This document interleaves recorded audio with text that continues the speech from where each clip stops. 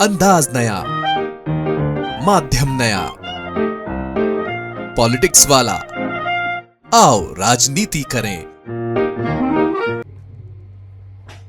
नमस्कार, पॉलिटिक्स वाला PM time के इस स्पेशल शो में आज हम बात करेंगे मध्य प्रदेश की। मध्य प्रदेश की 29 सीटों पर एक बार फिर भारतीय जनता पार्टी आगे है। पिछली बार यहां पर 28 सीट भाजपा ने जीती थी, एक सीट कमलनाथ के बेटे नकुलनाथ ने जीती थी और इस बार भारतीय जनता पार्टी ने नारा दिया था 29 में से 29 और ये माना जा रहा था कि इस बार कांग्रेस 2 या 3 सीट निकाल लेगी, लेकिन अब तक के रुझानों में ऐसा नहीं दिखाई दे रहा है। लेकिन सबसे महत्वपूर्ण सीट बन गई है इंदौर सीट, जिस पर नोटा ने 62,000 वोट हासिल कर लिए हैं।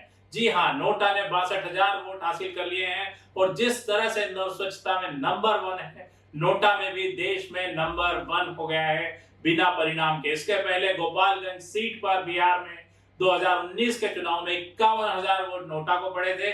इंदौर ने उसको क्रॉस कर दिया है। इंदौर 65,000 से ऊपर अब तक जानकारी के मुताबिक नोटा का वोट हासिल कर चुका है। और नोटा का जो ट्रेंड है उसे अगर ओवरऑल देखा जाए तो भाजपा के प्रत्याशी शंकर लालवानी को 3.5 लाख वोट मिले हैं। इसके बाद नंबर 2 पर नोटा है जो 62,000 वोट है और अगर इस ट्रेंड से देखें तो करीब करीब 4 लाख वोटों की गिनती हुई है, जिसमें से 60,000 नोटा है। यानी इसको एक परसेंटेज में देखेंगे तो 30% वोट नोटा को मिले हैं और अगर इसी क्रम से नोटा आगे बढ़ता रहा तो हम उसको एक मोटा मोटा मान लें कि 20% वोट नोटा को मिलेंगे तो भी 16 लाख वोट इंदौर में पड़े हैं और ये माना जा सकता है कि 3 लाख से ऊपर वोट नोटा को मिलेंगे, जो देश में अब तक का सबसे बड़ा इतिहास होगा।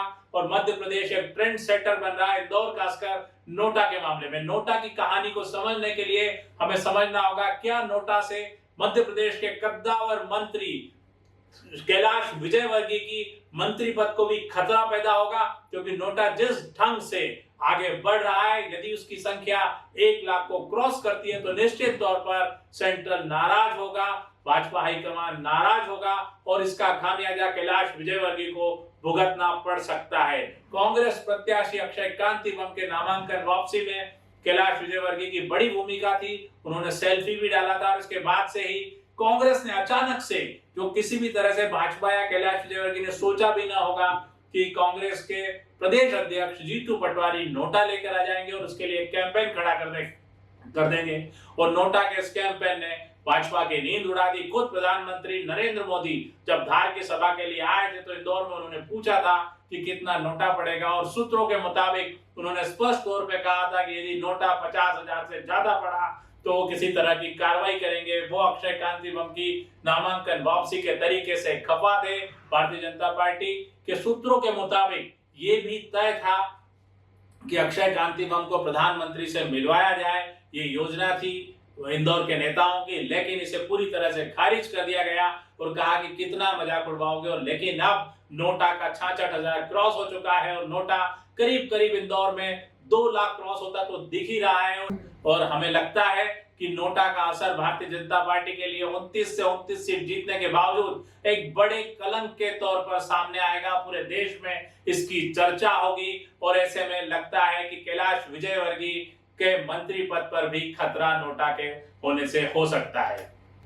हम और तमाम सीटों पर अपडेट्स आपको मध्य प्रदेश का देते रहेंगे, पर आप इस बात को नोट कर लीजिए कि नोटा का असर मध्य प्रदेश की राजनीति पर पड़ेगा और मध्य प्रदेश के नेताओं और उनके मंत्रियों को इसके खामियाजा भुगतना पड़ सकता है। केंद्रीय नेतृत्व नोटा के इस अभियान से नाराज है और जिस ढंग से अक्षय कांतिवम की वापसी हुई है उससे भी नाराज है। आज के लिए इतना ही। हम थोड़ी देर में फिर आपसे रूबरू होंगे किसी नए राज्य और नए समीकरण के साथ। शुक्रिया, धन्यवाद।